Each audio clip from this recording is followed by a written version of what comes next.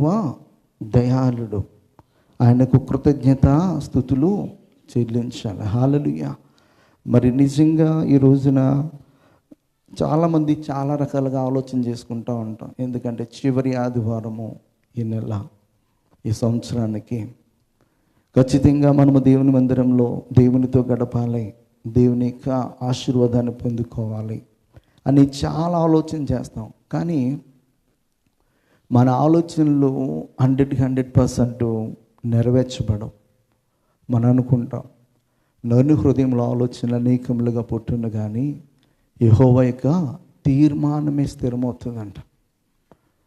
మన జీవితం గురించి, మన ప్రయాణం గురించి, మనం చేస్తున్న ఉద్యోగం గురించి, మన యొక్క బిడ్డల గురించి, మన యొక్క కుటుంబం గురించి మనం చాలా ఆలోచన చేస్తాం. నేను వివాహానికి ముందు చాలా ఆలోచన చేశాను, కానీ నేను ఆలోచన చేసినట్లో అసలు చెప్పాలంటే ఒక్కటి కూడా నెరవేర్చబడలేదని అనుకోవాలి.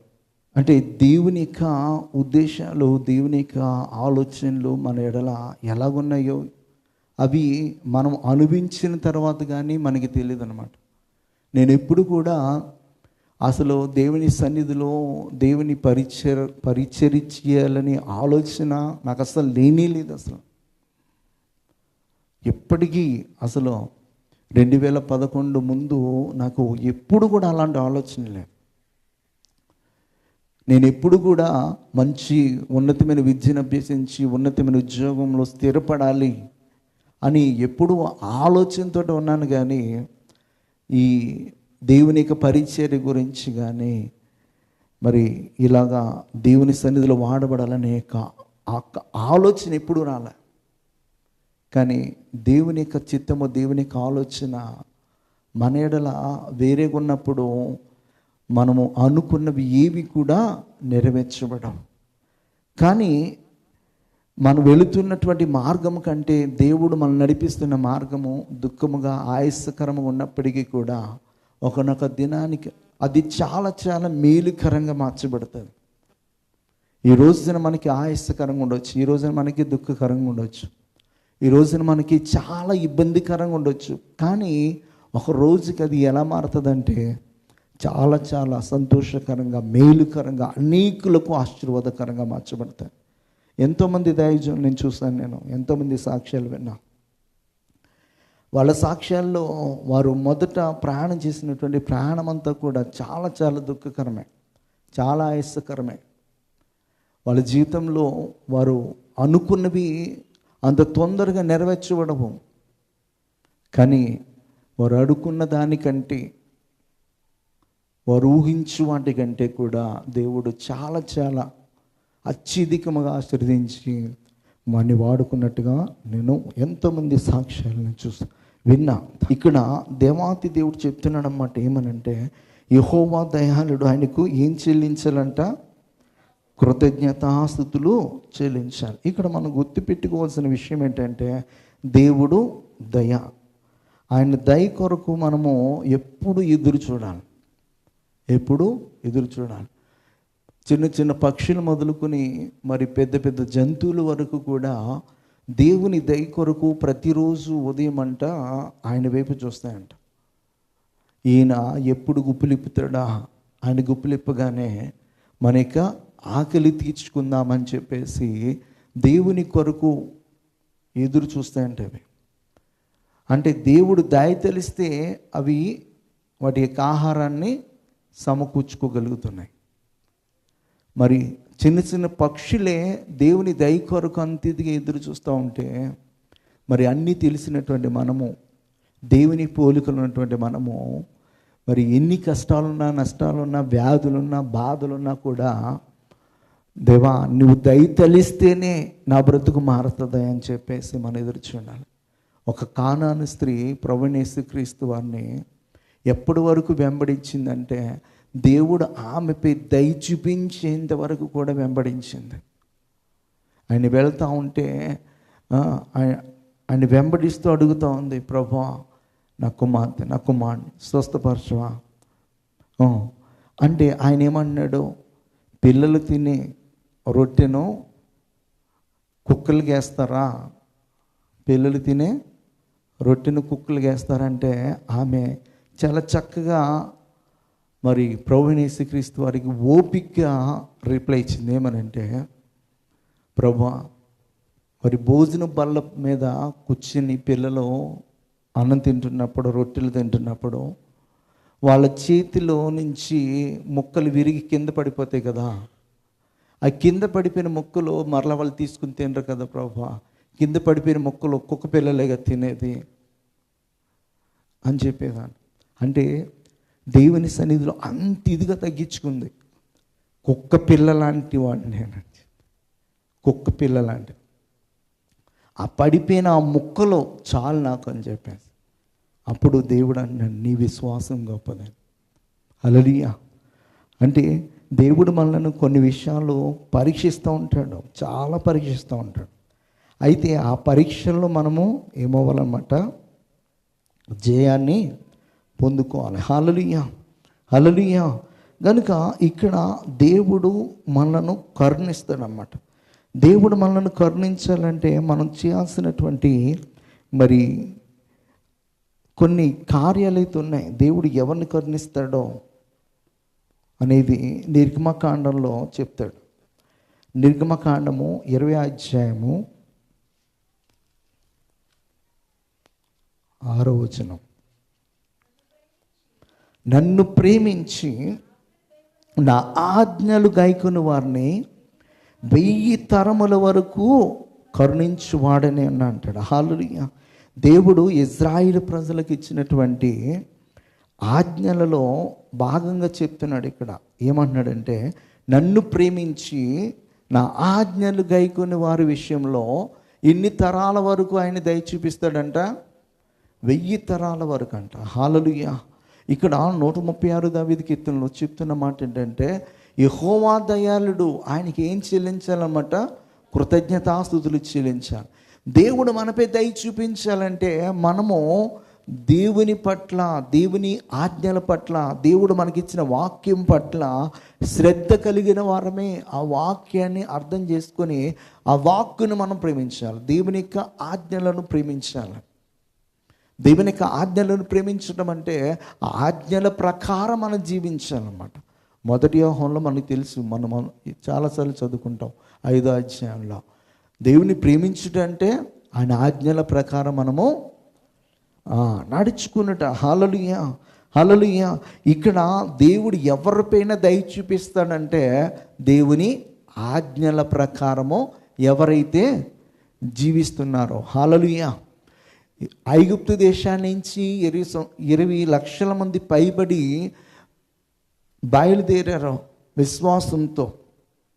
కానీ ఆ విశ్వాసంలో భాగంగా మనము వారి యొక్క జీవితాన్ని చూస్తే చాలామంది శరీర వాంఛలు నెరవేర్చుకోవడానికి చాలా సందర్భాల్లో దేవుని మీద తిరుగుబాటు చేశారు.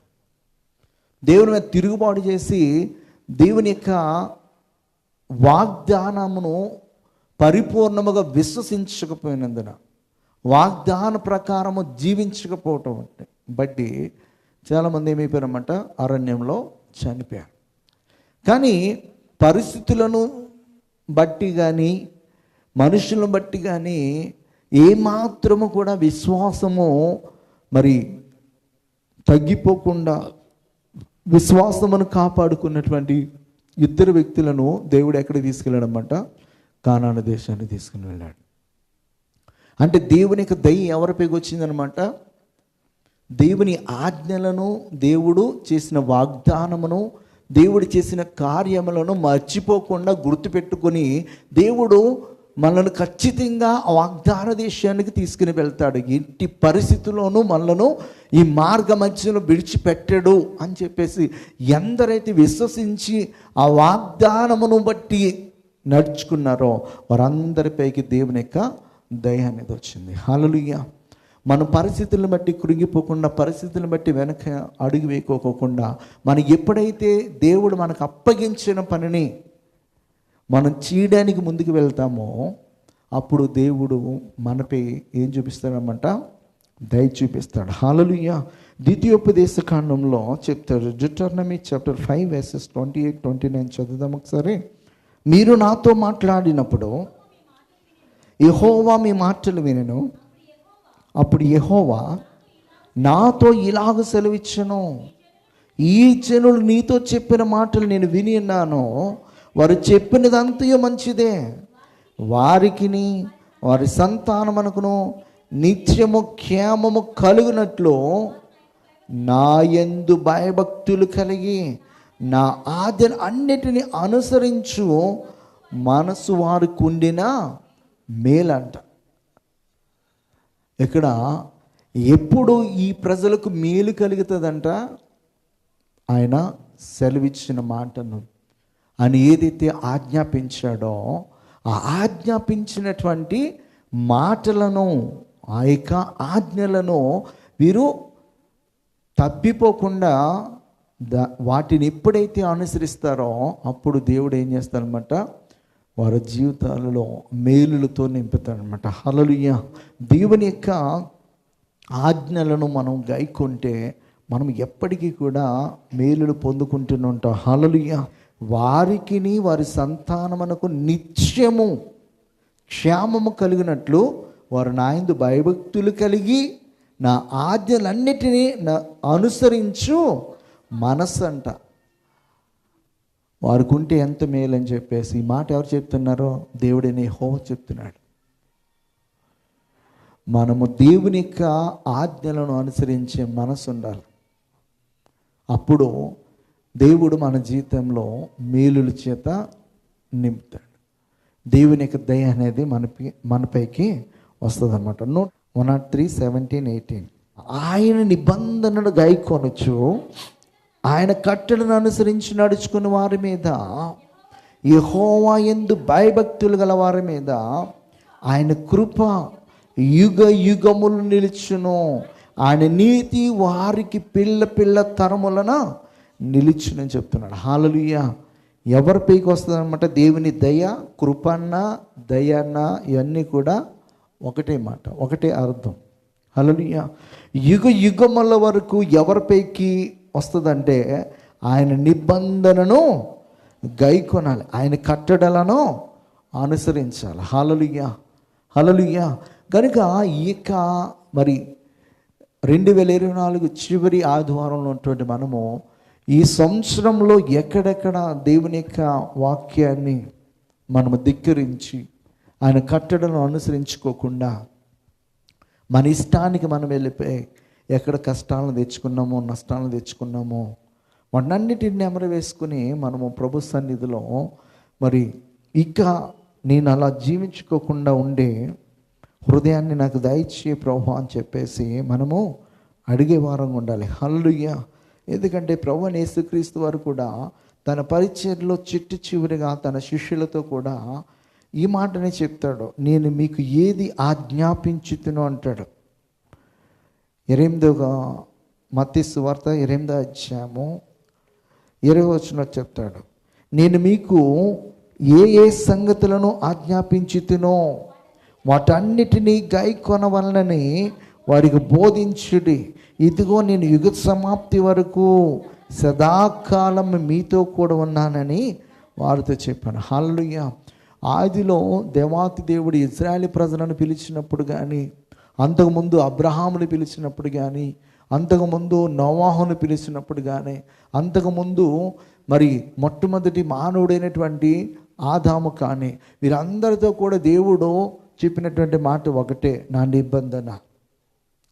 నిబంధన మీరు ఉల్లంఘించినంత వరకు కూడా మీ జీవితాలన్నీ కూడా మేలుకరంగా ఉంటాయి. నా దయ అనేది మీ పైకి వస్తుంది, మీరు ఫలించేది వారుగా ఉంటారని చెప్పేసి దేవాతి దేవుడు చెప్తున్నాడు. హల్లెలూయా.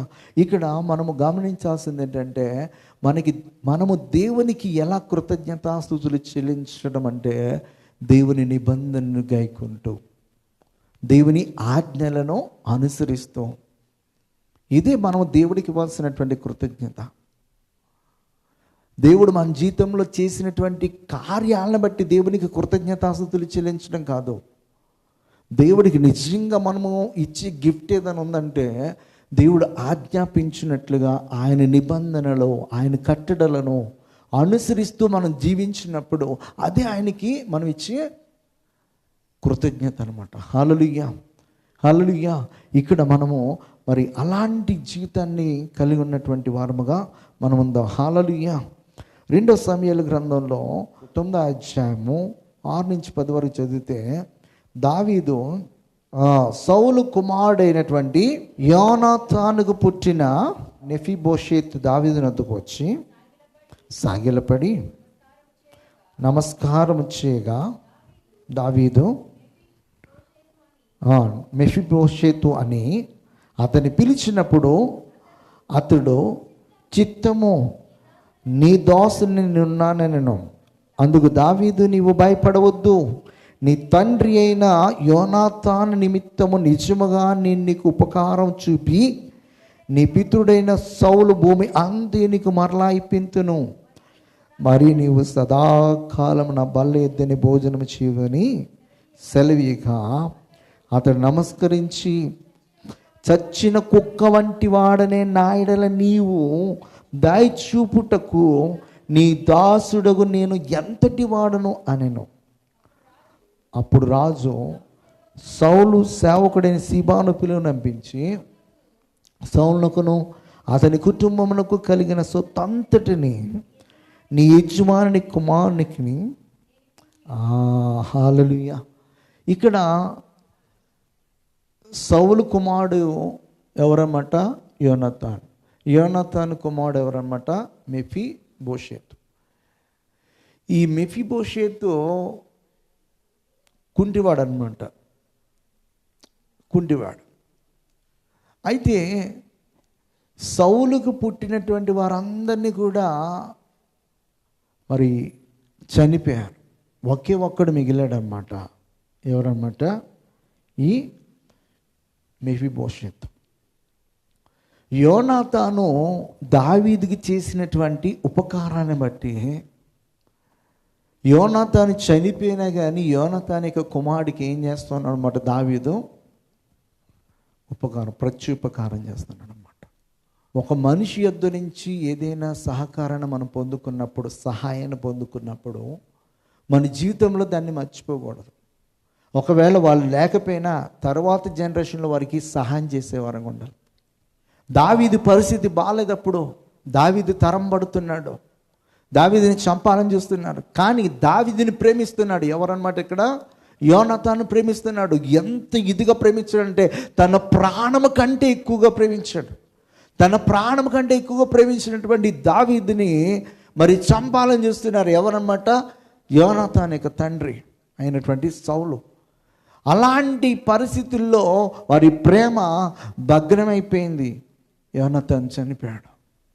ఆ బాధలో ఉన్నటువంటి ఎంత ఇదిగా ఏడుస్తాడంటే, ఒక ప్రియురాలు, బాగా ప్రేమించి ప్రియురాలు చనిపోతే ఏడుస్తారో అంతకంటే ఎక్కువగా ఏడుస్తాడు.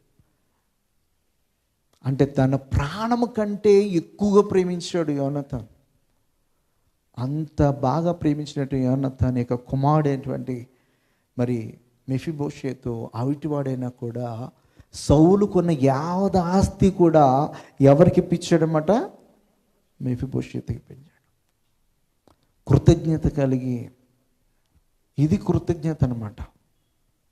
ఒక మనిషి మనకి చేసినటువంటి సహాయాన్ని ఇప్పుడు మన పరిస్థితి బాగోక వాళ్ళకి ఏం చేయలేకపోవచ్చు, కానీ మరలా మన పరిస్థితి బాగుండవచ్చు. అప్పుడు మనకి చేసినటువంటి సహాయాన్ని మనం ఎప్పటికీ కూడా మర్చిపోకుండా ఉండాలి.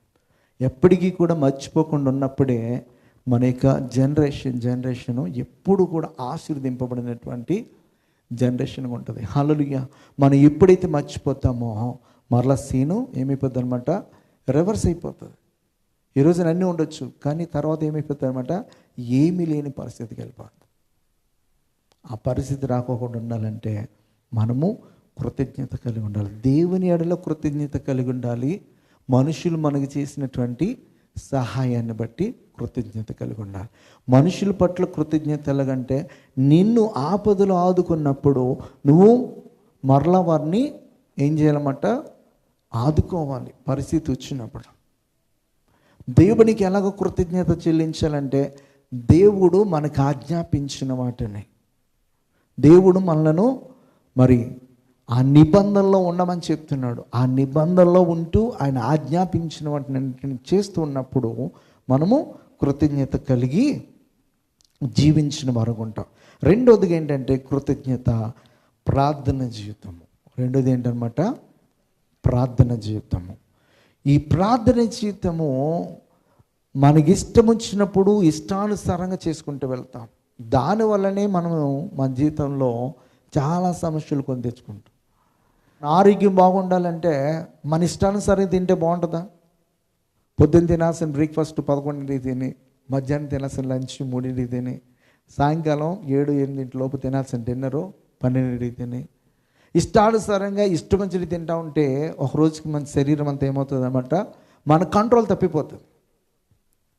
అలాగే ప్రార్థన జీవితం కూడా మనకి కష్టం వచ్చినప్పుడు, నష్టం వచ్చినప్పుడు, సంతోషం కలిగినప్పుడు చేసేదిగా కాదు. కానీ కష్టమైనా, నష్టమైనా, వ్యాధి ఉన్నా, ఏమున్నా కూడా మనము ప్రార్థించేవానికి ఉండాలి.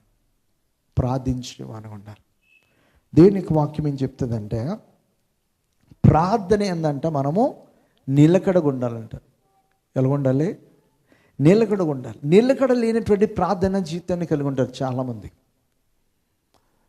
నిలకడ కలిగినటువంటి ప్రార్థన అంటే, ఈరోజు ఉదయం బ్రేక్ఫాస్ట్ ఎలాగైతే తిన్నావో ఉదయం ప్రార్థించి, మధ్యాహ్నం లంచ్ ఎలాగైతే తింటావో మధ్యాహ్నం కూడా ప్రార్థించే, సాయంకాలం డిన్నర్ ఎలాగైతే తింటావో సాయంకాలం కూడా ప్రార్థించే, దినమునకు ముమ్మారు ప్రార్థించే. దావీదు అలాగే ప్రార్థన చేశాడు, దానియేలు అలాగే ప్రార్థన చేశాడు, మరి అపోస్తలులు కూడా అలాగే ప్రార్థన చేశారు. ఉదయ కాలము దేవుని సన్నిధిలో మనము ప్రార్థన చేయాలి, మధ్యాహ్నం ప్రార్థన చేయాలి, సాయంకాలం ప్రార్థన.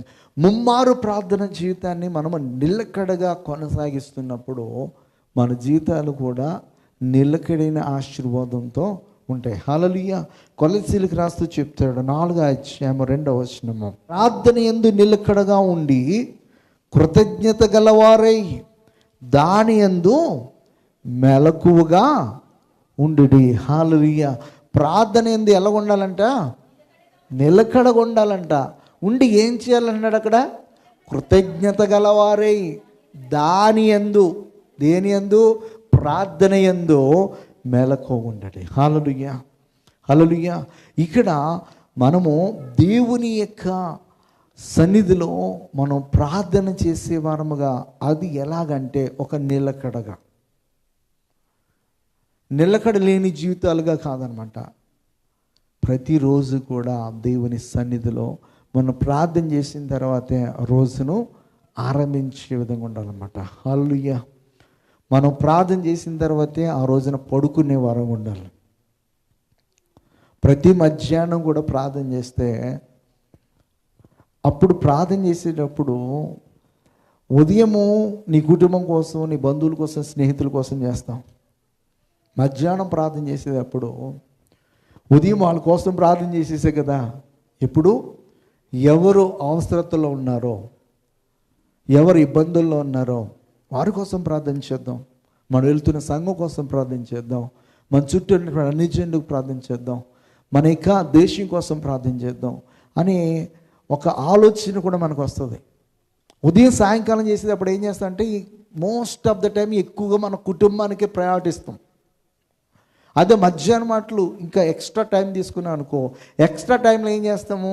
ఎక్స్ట్రాగా ఇంకా వేరే వాళ్ళ కోసం ప్రార్థన చేద్దాం. ఇలా ఎప్పుడైతే నిలకడగా మనం ప్రార్థన చేస్తున్నామో, మన ప్రార్థన జీవితాన్ని బట్టి అనేకులు మారు మనసు పొందడానికి అవకాశం ఉంటుంది అన్నమాట. ఏలియా మన వంటి స్వభావం కలిగిన వాడే. ఏలి ఎలా ప్రార్థన చేశాడంటే నిలకడగా ప్రార్థన చేశాడు.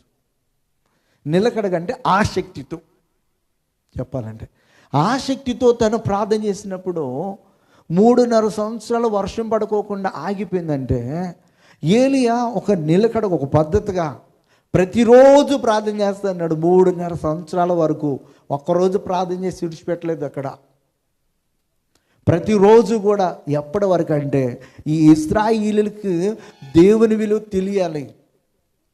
దేవుడు దారి చూపిస్తేనే తప్ప వీళ్ళ పైకి వర్షం రాదనే విషయము వీళ్ళకి తెలియాలి అని చెప్పేసి దేవుని సన్నిధిలో ప్రతిరోజు కూడా ఆసక్తి కలిగి ఏం చేస్తున్నాడనమాట, ప్రభువా ఈరోజు కూడా వర్షం పడకూడదు అని చెప్పేసి ఓ నెల అయిన తర్వాత 2వ నెల, అలాగ ఒక సంవత్సరం అయిన తర్వాత 2వ సంవత్సరం, 3వ సంవత్సరం, 3వ సంవత్సరం అయిన తర్వాత 3.5 సంవత్సరాల వరకు కూడా ఏం చేస్తూ వచ్చాడన్నమాట? ప్రార్థన చేస్తూ వచ్చాడు. 3.5 సంవత్సరాలు వర్షం పడకూడదని ఆసక్తి కలిగి ప్రతిరోజు ప్రార్థన చేశాడు నిలకడగా. మన జీవితంలో మనము మరి ఏదైనా విషయాన్ని పొందుకునే వరకు కూడా మనం నిలకడగా ఆసక్తి కలిగి మనం ప్రార్థన చేస్తూనే ఉండాలి. కొన్ని సందర్భాల్లో దేవుడు మనను మరి పరీక్షిస్తుంటాడో ఏ పరిశోధనైన పరీక్ష అయినా మనము జయించి దేవుని యొద్ద నుంచి ఆశీర్వాదాన్ని పొందుకోవాలి. యాకోబు హెబ్రోను రేవులో దేవుడు విడిచిపెట్టేమంటే విడిచిపెట్టేశాడా? రాత్రి దేవునితో పెనుగులాడుతున్నాడు, గోచాడుతున్నాడు. ఈ రాత్రి నువ్వు నన్ను యాకోబుగా కాదు, ఒక ఆశీర్వాదంగా మార్చాను అని చెప్పేసి దేవుని సన్నిధిలో గోజాడుతూనే ఉన్నాడు. ఆయన ఒక దేవదూతతోనూ దేవునితోనూ పోరాడుతున్నట్టుగా అతను పోరాడాడని చెప్పేసి దేనికి వాక్యం సెలవుస్తుంది? హోషేయ గ్రంథము 12వ అధ్యాయము 3వ వచనం. తల్లి గర్భమందు యాకోబు తన సహోదరుని మడిమను పట్టుకునను, మగసిరి గలవాడే అతడు దేవునితో పోరాడెను. అతడు దూతతో పోరాడి జయముందెను. అతడు కన్నీరు విడిచి అతని బతిమాలను బెతేలులో ఆయన అతనికి ప్రత్యక్షమాయను. హల్లెలూయా. ఇక్కడ దేనికి వాక్యం చెప్తుంది? మగసిరి గలవాడే దేవునితోనూ దేవుని దూతతోనూ ఏం పొందాడంటే ఆయన పోరాడి జయాన్ని పొందుకున్నాడు. ఇక్కడ పోరాడి జయం పొందుకున్నాడంటే ఫిజికల్గా ఫైట్ కాదు, అది ఏ పోరాటం అన్నమాట? ప్రార్థన. ఆ స్పిరిచువల్ వార్లో తను ఏం చేస్తున్నాడు అన్నమాట? జయాన్ని పొందుకునేంత వరకు కూడా దేవుణ్ణి విడిచిపెట్టట్లేదు అనమాట. ఇంకా తెల్లారిపోతుంది, ఆయన నన్ను విడిచిపెట్టి నేను వెళ్ళిపోతానంటే నువ్వు ఎక్కడికి వెళ్ళిపోతావు? నన్ను దీవించితేనే కానీ తప్ప నువ్వు వెళ్ళడానికి వీల్లేదని చెప్పేసి అంత ఇదిగా దేవుణ్ణి బ్రతిమాలుకున్నాడు అన్నమాట. మనం ఇక్కడ దేవుని సన్నిధిలో నిలకడగా, యాకోబు ఎన్నో తప్పిదాలు చేశాడు, కానీ యాకోబు జీవితంలో ఒకటి ఉంది, ఏంటంటే ప్రార్థన జీవితం. వృద్ధాప్యంలో కూడా దేవుని సన్నిధిలో మోకరించి ప్రార్థన చేస్తున్నాడు. వృద్ధాప్యంలో దేవుని సన్నిధిలో మనము ఎంత తగ్గించుకొని మనం ప్రార్థన చేస్తామో అంత హెచ్చింపబడతాం. హల్లెలూయా. ఇక్కడ మరి మనందరం కూడా గమనించాల్సింది ఏంటంటే మనము నిలకడైనటువంటి ప్రార్థన జీవితమును కలిగి ఉండాలి. మార్కు సువార్త 1వ అధ్యాయం 35వ వచనంలో ప్రభువైన యేసుక్రీస్తు వారు కూడా మరి ఆయన ఎలా ప్రార్థన చేసేవాడో చెప్తాడు. ఆయన పెందల కడ లేచి ఇంకను చాలా చీకటి ఉండగానే బయలుదేరి అరణ్య ప్రదేశమునకు వెళ్ళి అక్కడ ప్రార్థన చేయుచునుండెను. హల్లెలూయా. ఆయన అక్కడ ఏం చేస్తున్నాడు అన్నమాట? ఆయన ప్రార్థన చేయుచుండెను. ఇంకను చీకటి ఉండగానే ఎక్కడికి వెళ్ళాడు అన్నమాట? ఆయన అరణ్యానికి వెళ్ళాడు, ఒంటరిగా వెళ్ళాడు. ఒంటరి ప్రార్థన మన జీవితంలో ఉండాలి. కుటుంబ ప్రార్థన మన జీవితంలో ఉండాలి. సంఘ ప్రార్థన మన జీవితంలో ఉండాలి. ఈ 3 కూడా ఉండాలి. రోజు కూడా మనము ముమ్మారు ప్రార్థన చేసేవారు ఉండాలి. హల్లెలూయా. ఎన్ని ప్రార్థనలో? 3 ప్రార్థనలు ఉండాలి. ఒంటరి ప్రార్థన, ఏకాంత ప్రార్థన, కుటుంబ ప్రార్థన, సంఘ ప్రార్థన. అలాగే ఉదయకాల ప్రార్థన, ధ్యానకాల సమయంలో, అలాగే సాయంత్రం సమయంలో. భక్తులైన వారు అలాగే ప్రార్థన చేసుకుంటూ ఉండేవారు. కనుక మనము ఈ 2024 అయిపోవస్తుంది. దేవునికి మనం ఎలా కృతజ్ఞత కలిగి ఉండాలా అని చెప్పేసి విషయంలో నేను చెప్తున్నాను. మొట్టమొదటిది ఆయన నిబంధన, ఆయన కట్టడల ప్రకారము జీవిస్తూ ఆయనకు మనము కృతజ్ఞత కలిగి ఉండాలి. రెండోది ఏంటంటే నిలకడైనటువంటి ప్రార్థన చేద్దాము. మన అవసరతను బట్టి ప్రేర్ చేసేసి విడిచిపెట్టేసి వారముగా కాదు, నిలకడగా నీ కుటుంబ క్షేమం కోసమో, నీ స్నేహితుల కొరకు, నీ సంఘం కొరకు, నీ రాష్ట్రం కొరకు, నీ దేశ క్షేమం కొరకు నిలకడగా అది జరిగేంత వరకు కూడా మనం ఏం చేయాలన్నమాట? ప్రార్థిస్తూనే ఉండాలి. హల్లెలూయా. మొదటి సమూయేలు గ్రంథంలో సమూయేలు ఒక మాట అంటాడు. ఏమనంటే 12:23 నా మట్టుకు నేను మీ నిమిత్తము ప్రార్థన చేయటం మానుట వలన యెహోవాకు విరోధముగా పాపము చేసిన వాడనగుదును, అది నాకు దూరమగునుగాక చెప్తున్నాడు. ఇక్కడ ఎవరు చెప్తున్నారు ఈ మాట? ఒక ప్రవక్త చెప్తున్నాడు. నా మట్టుకు నేను మీ నిమిత్తము ప్రార్థన చేయటం మానుట వలన ఎవరికి విరోధైపోతాడైనా? యెహోవాకు. దేవుడు మనకిచ్చినటువంటి మంచి జీవితం ఏంటంటే ఆయన పిల్లలుగా ఆయన సన్నిధిలో ఎల్లప్పుడూ ఆయనతో మాట్లాడడానికి దేవుడు మనకి ఇచ్చినటువంటి గొప్ప జీవితం అన్నమాట. ప్రార్థన అనేది ఏంటంటే సర్వసృష్టికి కానుభూతుడైనటువంటి దేవునితో మనము సంభాషణ చేస్తూ ఉన్నాం. ఇప్పుడు ఈ లోకంలో ఒక సీఎం మీ అవసరతల గురించి నా దగ్గరికి వచ్చి మాట్లాడండి అంటే ఎంతమంది పరుగులు ఎత్తుకుని వెళ్తారు? అబ్బా, సీఎం నాతో మాట్లాడడానికి, నా అవసరతలని తెలుసుకోవడానికి నాకు సమయం ఇచ్చాడే అని చెప్పేసి అందరికీ పబ్లిసిటీ ఇచ్చుకుంటారు. ఆ సీఎంకి అధికారం ఇచ్చింది ఎవరు? సర్వసృష్టికి కానుభూతున్న దేవుడు. ఒక వ్యక్తి సీఎం అవుతున్నాడంటే, ఒక వ్యక్తి పిఎం అవుతున్నాడంటే వాళ్ళంతలో వాళ్ళు అవ్వట్లేదు. వాళ్ళని ఎవరు అలాగా అధికారులుగా చేస్తున్నాడంటే దేవుడే చేస్తున్నాడు. అది మనకు మేలు చేసేవాళ్ళైనా మనకు కీడు చేసేవాళ్ళైనా రెండింటినీ కూడా కలిగి చేసింది ఎవరన్నమాట? దేవుడే. మన దేవునికి దృష్టికి చెడ్డగా అయిపోయినప్పుడు మనల్ని అనగదొక్కడానికి, మనల్ని నల్లగొట్టడానికి, మనకి పనిష్మెంట్ ఇవ్వడానికి అలాంటి వారికి అధికారం ఇస్తాడు. మనం ఎప్పుడైతే మంచివారుగా మారిపోతామో వారి హృదయాలను మరలా మార్చేస్తాడు దేవుడు. అందుకే దావీదు అంటాడు, నా శత్రువుల ఇంట నాకు భోజనాన్ని సిద్ధం చేస్తావు. అంటే నేను ఎప్పుడైతే నీకు మిత్రుడుగా మారుతానో నా శత్రువు కూడా నాకు మిత్రుడుగా మారిపోతాడు. అటు విధంగా దేవుడు మార్చేస్తాడు. ఇక్కడ మనము చేయాల్సింది ఏంటన్నమాట? ప్రార్థన మానకూడదు. ఎన్ని పరిస్థితులలో ఉన్నా కూడా ఆదివారం రోజున దేవుని సన్నిధిలో ప్రార్థనకు రాకోకుండా ఎగ్గొట్టేసేవారు ఉండకూడదు. ఎందుకంటే మనము దేవుని సన్నిధిని నిర్లక్ష్యం చేయకూడదు. వారానికి ఒక్కరోజు, అది 3 గంటలు దేవునికి ఇచ్చేయండి. సమయం ఇవ్వండి. ఆ సమయం ఎప్పుడైతే ఇస్తారో దేవుడు మనకి సమయాన్ని ఇస్తాడు. మనం ఇవ్వకోకుండా దేవుడు ఇవ్వాలంటే ఎలాగిస్తాడు? మన ఇచ్చేది ఇవ్వాలి దేవునికి.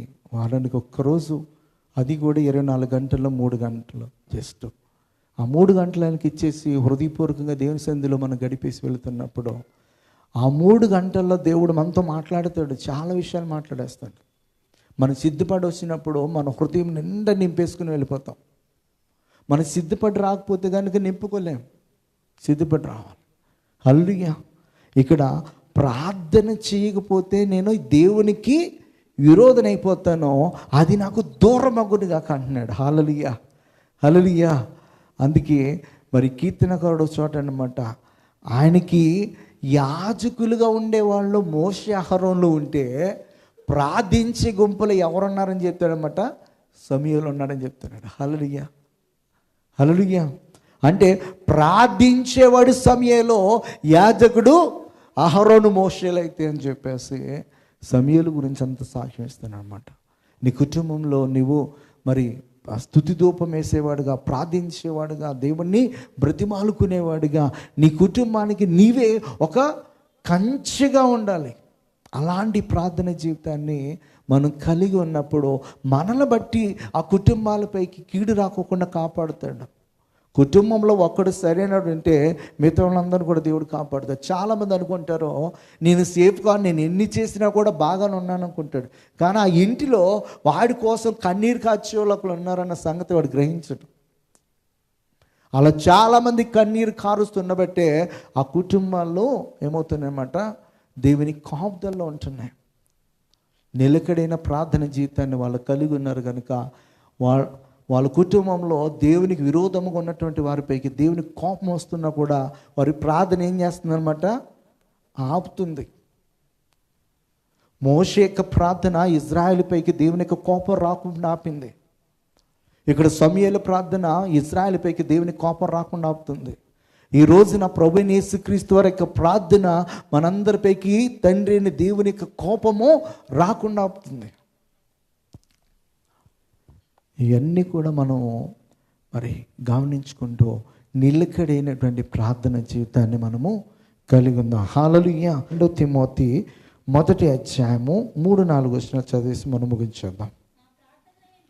మా ప్రార్థన యందు ఎడతెగక నిన్ను జ్ఞాపకము చేసుకొనుచు నీ కన్నీళ్లను తలుచుకొని నాకు సంపూర్ణ ఆనందము కలుగుటకై నిన్ను చూడవలనని రేయింబగళ్ళు అపేక్షించుచు నీ యందున్న నిష్కపటమైన విశ్వాసమును జ్ఞాపకము చేసుకొని నా పితృాచార ప్రకారము నిర్మలమైన మనస్సాక్షితో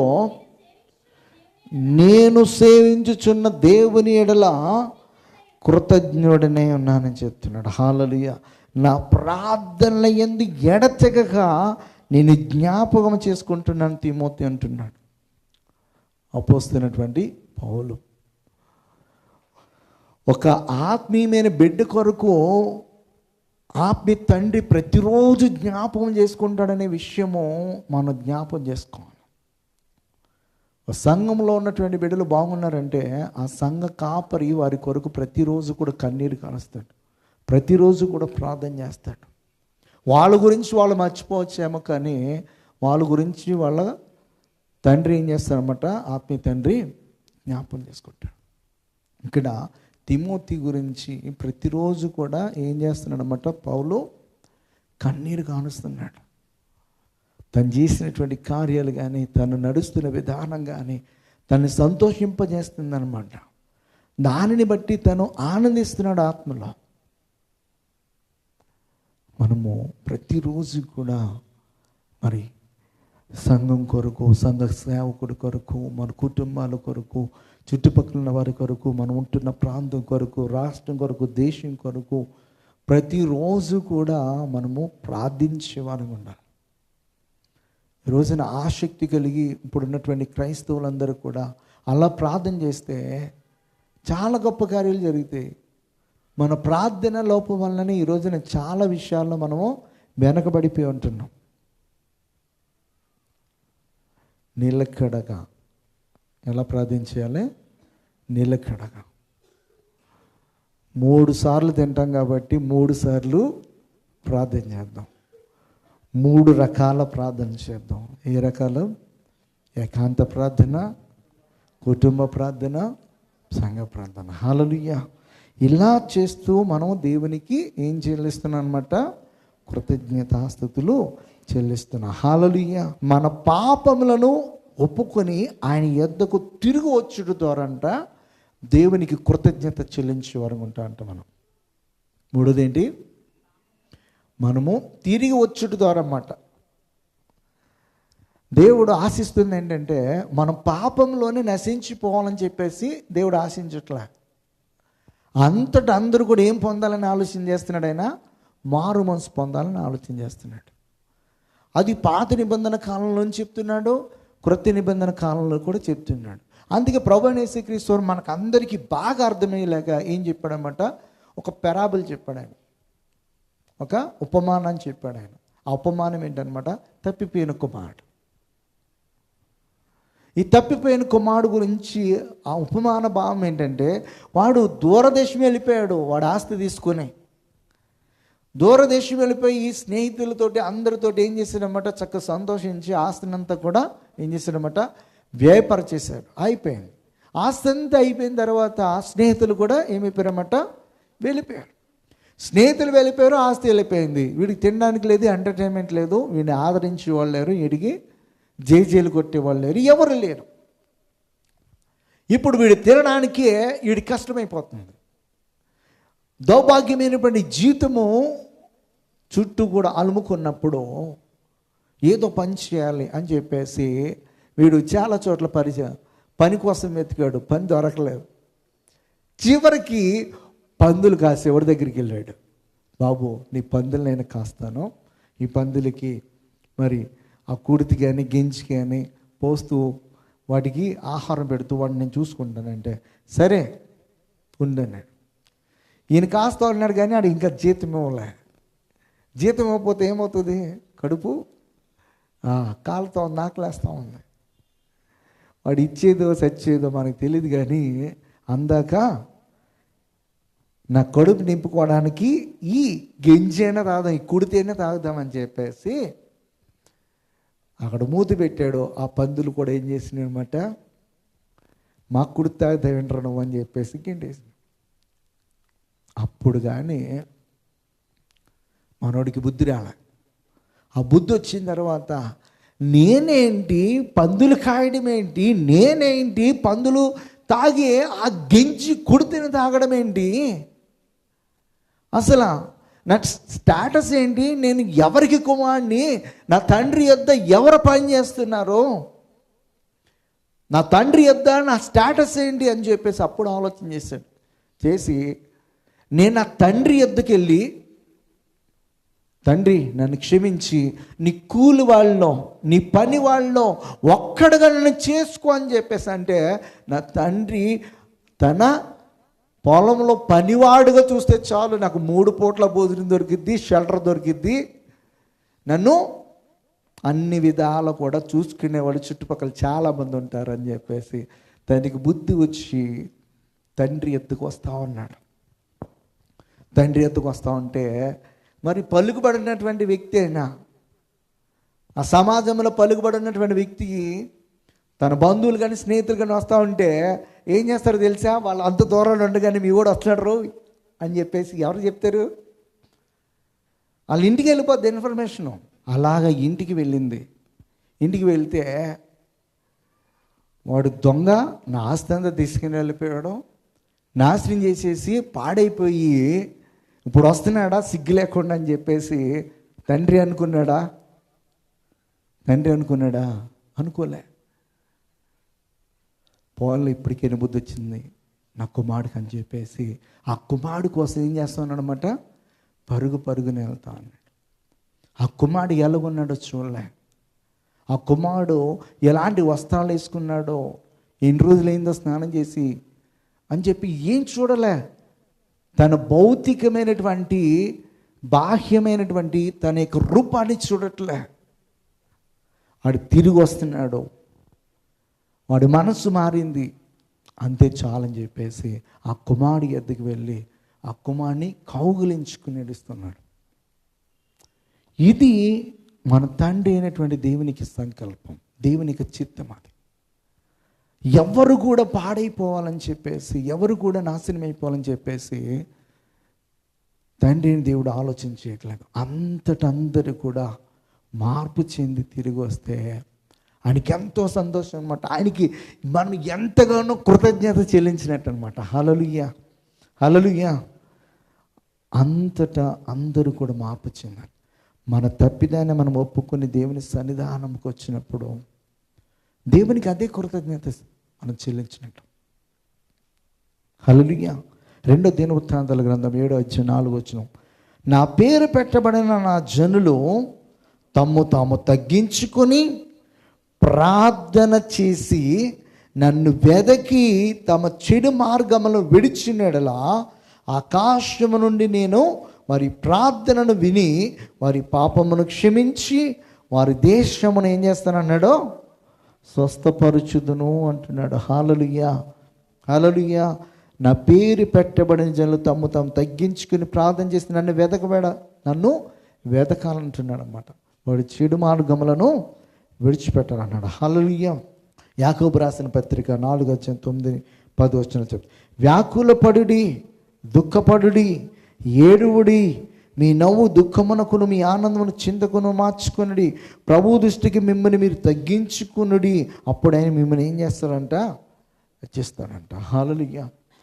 ఇంకను మనము చూసినట్లయితే దేవునికి ఎలా మనం కృతజ్ఞతాస్తుతులు చెల్లించాలంటే మనం మొట్టమొదటిగా ఏం చదువుకున్నాం అనమాట? దేవుని నిబంధన. మనము సింపుల్గా గుర్తుపెట్టుకోవాలంటే ప్రేమించే వారు ఉండాలి. ప్రేమించడం అంటే ఆయన ఆజ్ఞలను, ఆయన విధులను, ఆయన నిబంధన ప్రకారం జీవించుటే ప్రేమించుట. రెండోది ఏంటనమాట? ప్రార్థన, నిలికడేటువంటి ప్రార్థన జీవితం. మూడోది ఏంటంటే మన పాపములను ఒప్పుకొని మరలా తిరిగి ఆయన యొద్దకు రావాలి. హల్లెలూయా. ఇలా ఎప్పుడైతే మనం జీవిస్తామో దేవునికి మనము కృతజ్ఞత చెల్లించేవారు కూడా. నాలుగోది ఏంటంటే దేవుడు చేసినటువంటి కార్యాలను బట్టి మనం కృతజ్ఞత అర్పణ కూడా చెల్లించాలి. అదేందా? కృతజ్ఞత అర్పణ కూడా చెల్లించాలి. ఇజ్రాయేలుకి దేవుడు ఏం చెప్పాడంటే ప్రతి సంవత్సరము కూడా మీరు దేవుని మందిరానికి వచ్చినప్పుడు కృతజ్ఞత అర్పణను తీసుకొని రండి అని చెప్పానమాట. దేవుడు చేసిన కార్యాలను బట్టి కూడా మనం ఏం చేస్తూ ఉండాలంట? ఆయనకి అర్పణ చెల్లిస్తుండాలన్నమాట. ఆ అర్పణ అనేది మనము దేవుని సన్నిధిలో నాటుతున్నాం అన్నమాట. చాలామందికి తెలియదు ఏంటంటే మనం దేవుని సన్నిధిలో ఎందుకు కానుక వేయాలి, ఎందుకు మనం దశమభాగాలు, ఎందుకు మనము శ్రేష్టమైన అర్పణ ఇవ్వాలంటే మనము చేలో పండించిన ధాన్యం అంతా కూడా తినేసామనుకో నెక్స్ట్ ఇయర్ ఏమొస్తుంది? పంట వస్తుందా? నెక్స్ట్ ఇయర్ పంట రావాలంటే ఏం చేయాలి? ఈ ఇయర్ పండినాట్లో కొంచెం ధాన్యం తీసి దాన్ని విత్తనములుగా మార్చి దాన్ని ఏం చేయాలి? మరలా నాటండి. ఇలా ప్రభు సన్నిధానమునకు మనము కృతజ్ఞత అర్పణగా తీసుకుని వచ్చే దాన్ని బట్టి మరలా మనం పంటను కోస్తాం అన్నమాట. మరలా కోస్తాం. అలా కొయ్యడానికే దేవుడు ఏం చేశారంటే మనకు ఒక క్రమాన్ని పెట్టాడనమాట. హల్లెలూయా. కీర్తనకారుడు చెప్తాడు, కీర్తన 4 కృతజ్ఞత అర్పణలు చెల్లించుచు ఆయన గుమ్మములలో ప్రవేశించుడి, కీర్తనలు పాడుచు ఆయన ఆవరణములో ప్రవేశించుడి, ఆయన్ని స్తుతించుడి, ఆయన నామమును ఘనపరచుడి. ఇక్కడ 3 చెప్తున్నాడు. కృతజ్ఞత అర్పణలు చెల్లించాలంట, కీర్తనలు పాడాలంట, ఆయనను స్తుతించాలంట. హల్లెలూయా. ఇలా మనము మరి ఈ 4 విషయాలు మనము గుర్తుపెట్టుకోవాలి. నూతన సంవత్సరంలోనికి వెళ్ళడానికి ముందుగా మనము మన జీవితంలో ఎక్కడెక్కడ ఏ విషయాల్లో దేవునికి కృతజ్ఞత కలిగి జీవించుకోకుండా ఉండిపోయామో ఆ విషయాలను మనము జ్ఞాపం చేసుకుందాం. మొట్టమొదటిగా ఆయన్ని ప్రేమించాలి. ఆయన ప్రేమించడం అంటే ఆయన నిబంధనను, ఆయన కట్టడలను, ఆయన విధులను, ఆయన ఆజ్ఞలను అనుసరించి నడుచుకుంటా. రెండేంటనమాట? ప్రార్థన. మన అవసరతల కోసం కాదు కానీ